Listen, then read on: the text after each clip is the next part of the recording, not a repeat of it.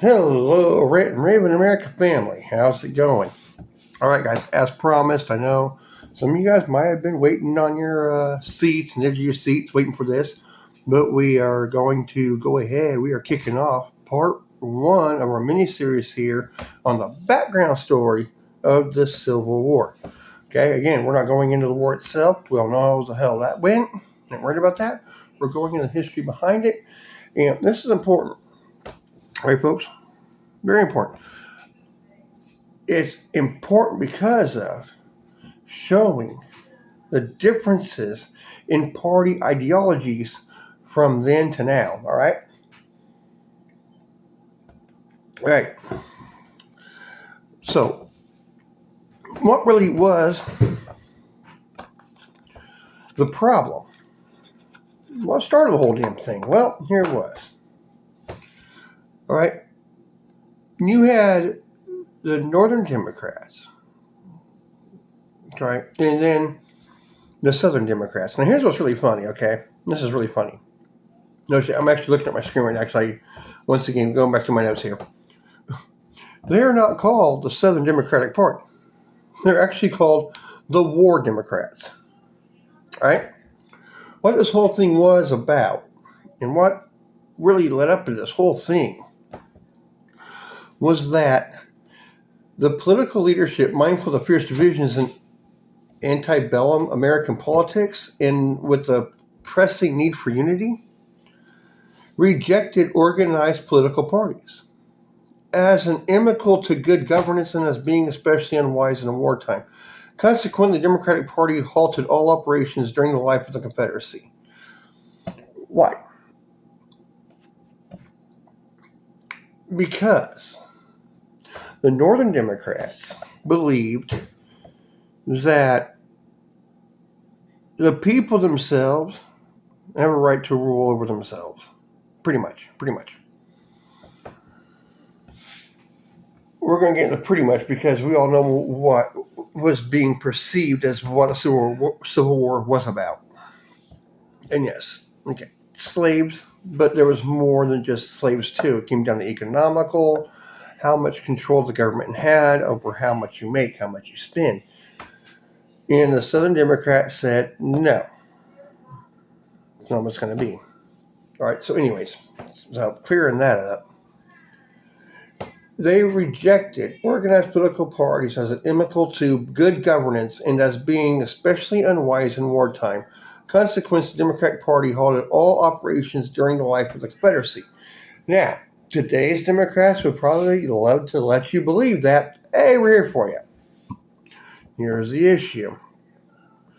The Southern Democrats, otherwise known as the War Democrats, all right, wanted no government control. They wanted to be apart from the government, and they should have their own say over what they're going to do.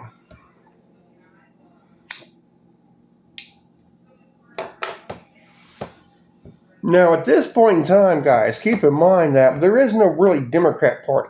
Okay, it's the Republicans and Democrats as one party. I'm kind of going through this here, and I can't find where in my notes that party is actually called. I do believe it's just called something like Republican.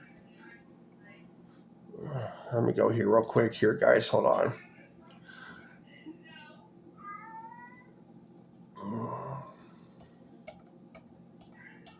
Whew.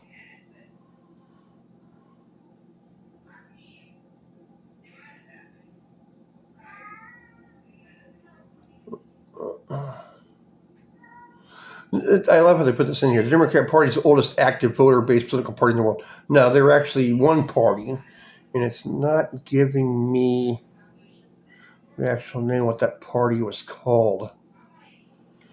But again, I'm also looking at just the pure history of the Democratic Party at that point. So, yeah, of course, right? Why would they tell the truth?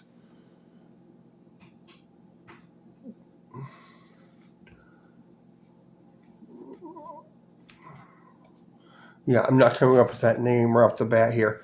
But anyways, this is... But here, it still is this whole thing. And it even says... Hold on 1 minute here. As we go on down, what we know as a Democratic Party was established in the 1820s. Okay, the first Democratic president per se, Democrat-Republican Party. There it is. Thank you. I knew it was there somewhere. It was known as Democratic-Republican Party. One party, period. It was split in two in 82. Well, the Democratic-Republican Party was established in 1792. And what's really weird, guys, is right before the Civil War started, okay, it died out in 1842. But the Democratic Party at that point in time was actually known as the Federalist Party. So, the Democratic Party at that time, again, Federalist Party, they were so against government control. The government has no right to tax you on your property. The government has no right to say what you can and cannot do. The government has no right to tell you you can't own this or you can't own that. Yes, we do mean slaves. Yes, of course. I mean, that was a big thing back then. But again, we're going into this isn't what the Civil War was actually about. We are talking about a part that says, hey, look, we get to do what we want to do. You don't get to control us. Totally agree with that. The thing is that when you look at it, now this is what the Republican Party is, right? So we've got two factions here, Democrat and Republican. Well, actually, first of all, Federalist Party, all right? Not even known as Democrat at that point. It's Federalist Party saying, look, you don't get to tell us what the hell we're going to do. Well, the Republicans are saying to stay in this union, and we want this union together. Yes, we do.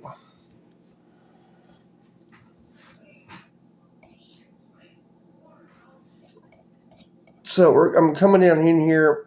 So I got a lot of fucking notes here. I mean, we can go over. Let's look at the one I like the most here on all this here is Jefferson. I think Jackson. No, the spirit of Jacksonian democracy, which has its roots in the Jeffersonian democracy. Sorry, and that covered. I'm gonna get that back up. No, I'm not gonna do it.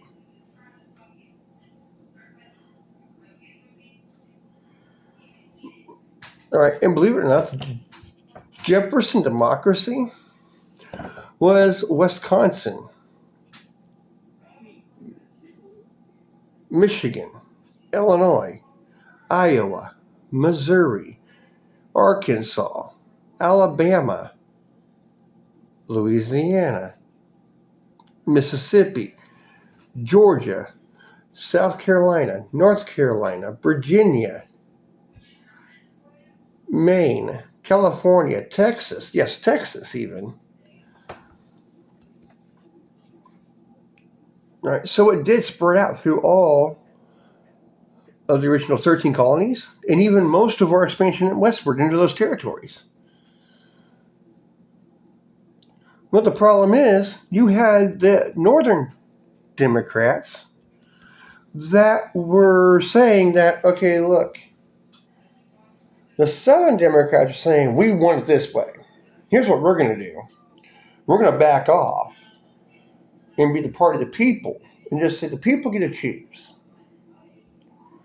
Well, the Republicans of that time didn't like that. Didn't like that one bit. They said, no, you got to abide by our rules. It's our government. This is our country. You got to abide by it. And it was at that point in time that as this says here,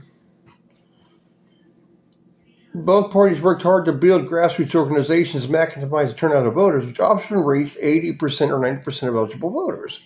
Both parties used patronage extensively to finance their operations, which includes emerging big city political machines as well as national networks of papers. So it even says right there that, yes, they were both trying to work together, both the Northern Democrats and Republicans. But behind the platforms, acceptable speeches of candidates, editorials, and pamphlets, and stump speeches, There are widespread senses of political values among Democrats, as the textbook authority by Methel explains. Democrats represented a wide range. Sorry, I keep getting pop-ups here. Of views, but shared a fundamental commitment to the Jefferson concept of egalitarian society. So, what is that? Egalitarian society. What is it? You know what? Let's look into that, shall we? It's agricultural society. It's a community whose economy is based on producing and maintaining crops and farmlands. That sounds like the South, right? Well, how do you attain that, though? You have to attain it by people. Okay? Now, we can look at this and say, look, okay, so white folks could have gotten together and harvested the damn crops, right? Sure, we can look at that. Look at it that way. But here's the thing. Agrarian society was preceded by hunters and gatherers. All right? And in that, everyone there takes their role inside that society.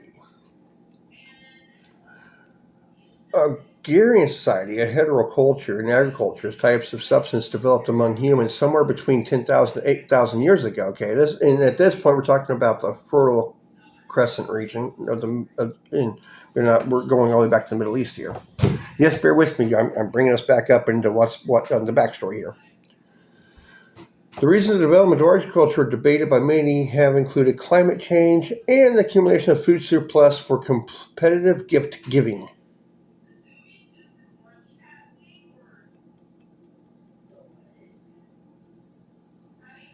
Pause there, guys. Think about that. Okay? Think about that. Keep that in mind. This will come up later on, probably in like part 3 or 4 is where this is going to come up to.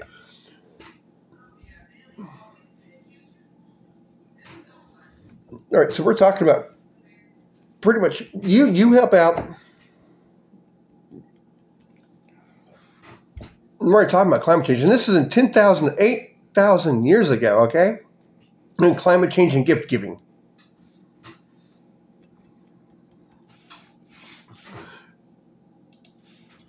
Is where the Democrats of the Civil War era are coming from. Now, here's another thing. The Democrats of that time period, Jefferson included, okay, I think we want to make sure I have this right. Jackson included, okay. They viewed the central government as the enemy of individual liberty. The 1824 corrupt bargain had strengthened their suspicion of Washington politics.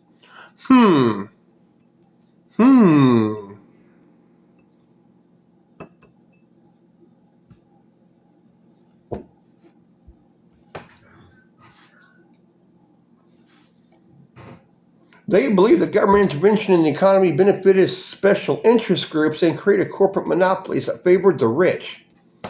Well, they still have that belief nowadays, but it's kind of hard to spin it when they spun around and did the same damn shit. But anyways, we'll get to that later on in another video.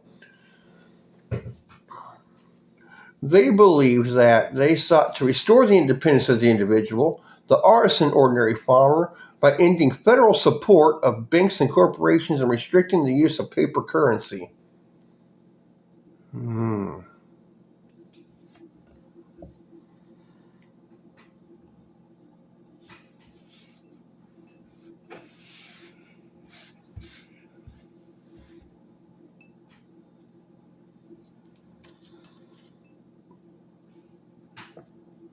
Yeah, they had it right back then.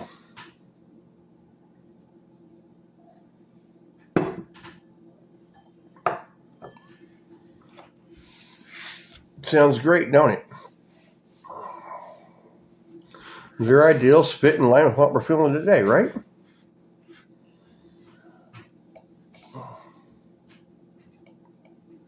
Only thing that I have about Jackson, though, is that he did make the Native Americans walk the Trail of Tears. So, anyways, that's I figured I'd throw that in there. There's just on my own personal byline here. The Democrats at that time period stood for sovereignty of the people, as expressed in popular demonstrations, constitutional conventions, a majority rule as a governing principle of governing, whereas the Whigs advocated to the rule of law, written in unchanging constitutions and protections for minorities' interests against majority tyranny.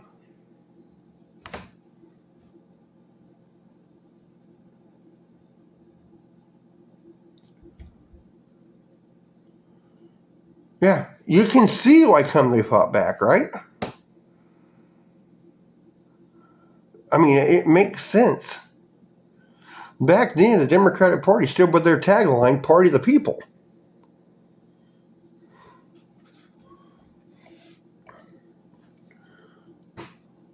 So where does this bleed into the Civil War? Well, guys, like I told you, we're not jumping right into the Civil War itself. We are giving you the back history here.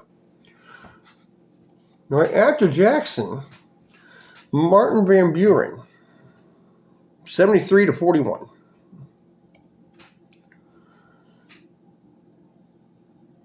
Van Buren, he came into, and this is something that's not been told enough about, honestly. Pardon me.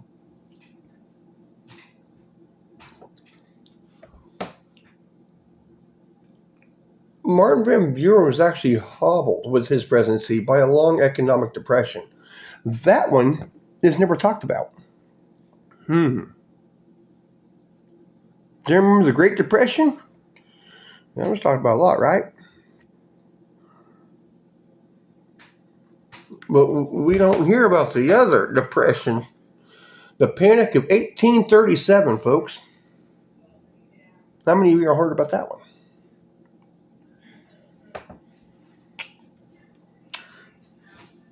Anyway, Van Buren promoted hard money based on gold and silver on independent federal treasury. I do believe, and I'll find out here if I'm correct here, as I go back through my notes here, the independent federal treasury note would eventually become Confederate currency. Sorry.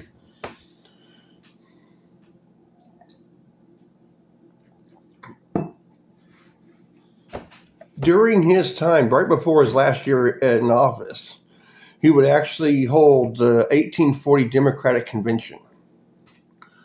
And that was, as I just said, at which the party adopted a platform. Delegates reaffirmed their belief that the Constitution was a primary guide for each state's political affairs. It was pretty much the creation of the DNC. All right? What they did was they decentralized power and state rights, pervaded each and every resolution adopted at the convention, included those on slavery, taxes, and the possibility of a central bank. Regarding slavery, the convention adopted the following resolution. Now, what is that? Let's see here, huh?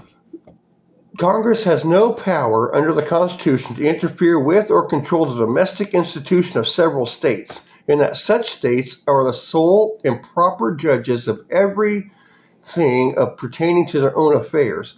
Not prohibited by the Constitution, that all efforts of the don't know what this word here.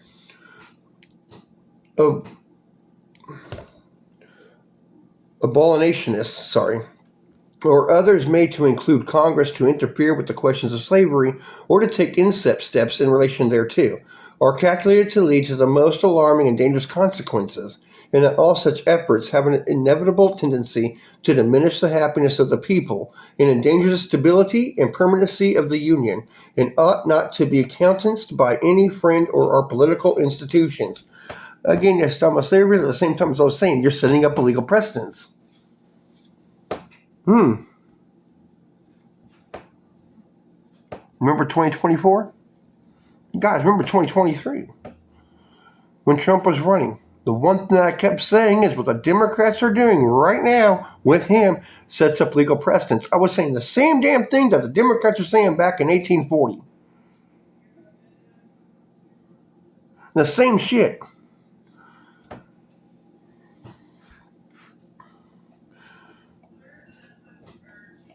Now we get to Harrison and Tyler in 1841 to 1845. And at this point in time, I think we're coming out Yeah, the Panic of 1837 led to Van Buren and the Democrats' drop in popularity.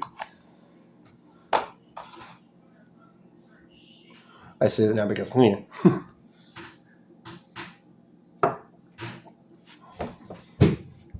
The Whigs nominated William Henry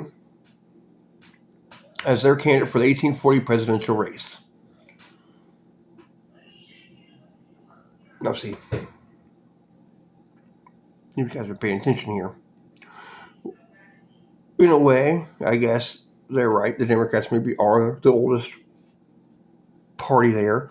But that's because the Whigs at that point in time weren't known yet as Republicans. But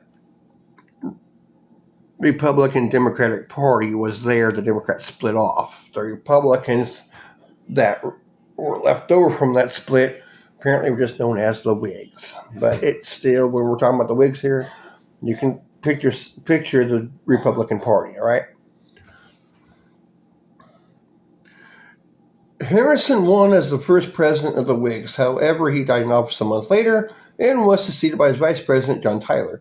Tyler had recently left the Democrats for the Whigs, and thus his beliefs did not align much with the Whig Party. During his presidency, he vetoed most of the key Whigs bills. The Whigs disowned him. This allowed Democrats to retake power in 1845. At that point in time, you'll see James K. Polk come into office.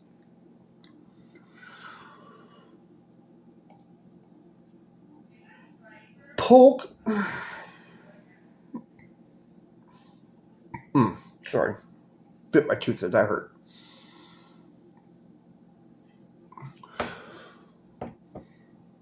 Polk's problem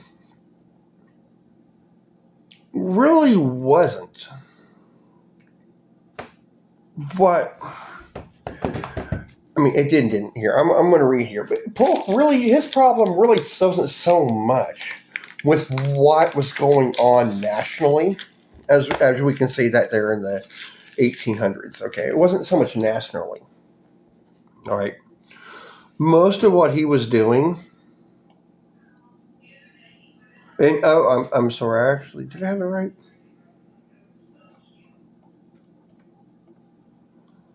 I thought I was wrong on that. I told you I might be corrected later on here. I'm sorry.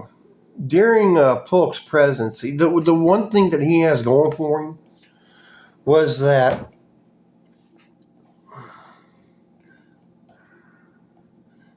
he would end his presidency in 1849, and it would be in 1848 that the creation of the Democratic National Committee was instituted. See, I thought I was wrong on that. I wasn't 100% sure. But again, it wasn't his national policy. His downfall was actually his foreign policy. And even then, it won't be what you guys think it is, okay? Like, I mean, we think modern days, we're thinking like foreign, right? Asia, USSR, India, we're thinking that way. It's not. His downfall was when it came to dealing with Mexico. All right, he actually issued in the 1840s a war threatening Mexico over Texas. All right. Oh, I'm going to get that off my screen here real quick. No, it's not porn pop-ups.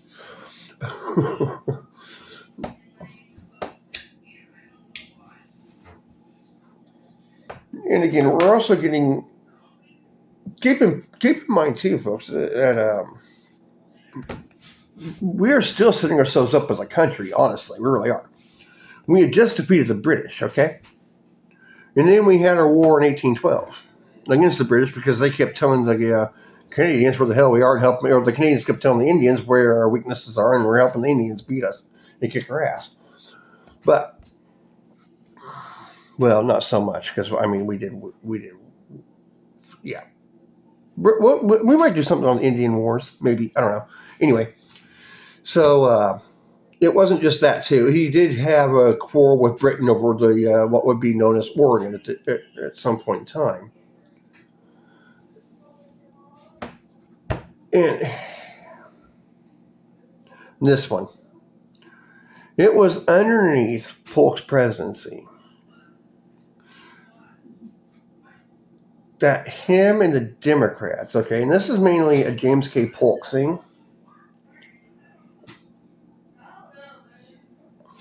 He pushed this hard, and it's called Manifest Destiny. Sounds great.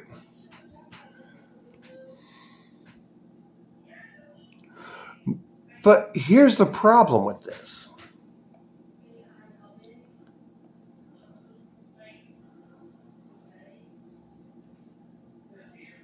It's the imperialist belief, okay,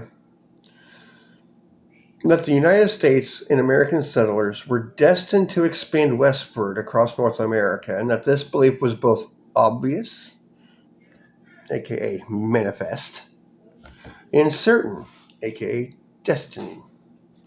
So it doesn't matter who's going to get in our way. This is what we're going to do, and it's happening. Now, again, think about this. This is still democratic thinking.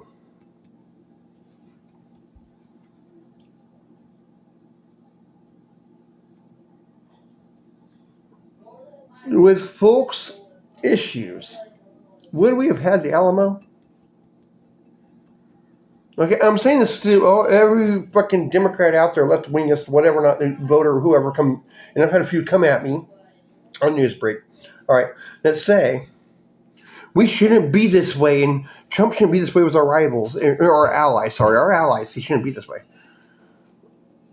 Well, the problem is, guys, with your way of thinking, that's exactly what Polk was fucking doing. No one had a problem then. So I tell a lot of people, go back and learn fucking history, man. Right?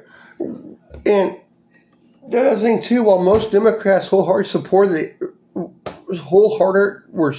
of expansion, most of the Whigs, especially in the North, they were opposed to that. Whigs welcomed most of changes wrought on by industrialization, but advocating strong governmental policies that would guide growth and development within the country's existing boundaries. That sounds very fucking familiar, don't it? You're welcome, but you're going to come in and obey the damn laws. On the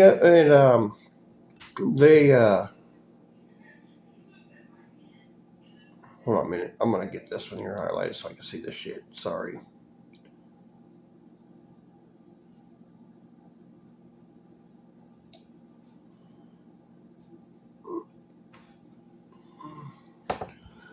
The Democrats feared, incorrectly, that expansion raised a contentious issue, the extension of slavery to the territories. On the other hand, many Democrats feared industrialization the Whigs welcomed. For many Democrats, the answer to the nation's social ills was to continue to follow Thomas Jefferson's version of establishing agriculture in new territories in order to counterbalance industrialization.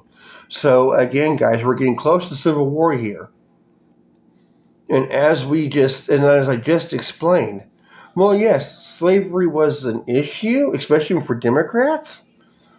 It was mainly that industrialization was going to hurt agriculture. So I keep saying slavery is a footnote for the Civil War. There's so much more to it. So much more to it, guys. All right, and this is wrapping up episode 1, guys. So I hope you feed into that one there. We're going, oh boy, we got so much more to go through. We'll probably have about 4 to 5 more videos of this probably. I mean, there's a lot here. Like I said, we've been going through a lot of research, a lot of in-depth research here. And yeah, I mean, we're only about a year or two out from Civil War right now. And right there. I mean, when I saw that was like, I've been telling you. It ain't about fucking slavery. Slavery's a cliff note.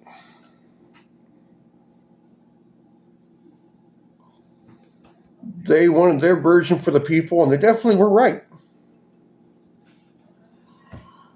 So, yeah, hope you guys enjoyed this one. Stay tuned. There's plenty more to come, guys. I mean, I've been so excited about this one. I really have. Going into this has been very interesting, very eye-opening too. I'm definitely looking forward. The next one here we're going to start off with is the free soil split. Again, that's going to go back into, as I mentioned earlier, the creation of the Democratic Party, and yeah, we're going to start getting really fucking close here to the Civil War here. But yeah, boy, just so much to go through. I wish I could all fit in one video, but we're already at 30 minutes and 35 seconds, guys. Hope you enjoyed this one, guys. And two, for those that have just, if you're watching this one here, haven't joined before,